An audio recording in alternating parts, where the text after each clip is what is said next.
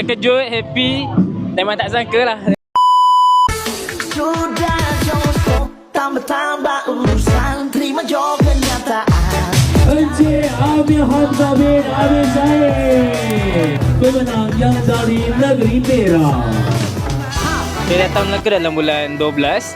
Saya datang dengan family saya untuk naik river cruise bercuti bersama dengan family saya. So, inisiatif ni adalah satu inisiatif yang sangat baik pada saya. Saya ucapkan terima kasih kepada Kerajaan Negeri kerana membuat Melaka ni menjadi tempat satu pelancongan yang maju, dan terima kasih kepada river cruise kerana membuat jabatan bertuah kereta ni. Melaka ni bagi saya tempat yang sangat cantik untuk pelancongan, untuk kita jalan-jalan, kita bercuti. Memang tempat yang saya request lah untuk datang ke sini. Saya akan datang lagi di Melaka, naik river cruise dan berbagai tempat pelancongan di Melaka ni lagi. Marilah kita mulakan paling ke pentas untuk sesi seterusnya.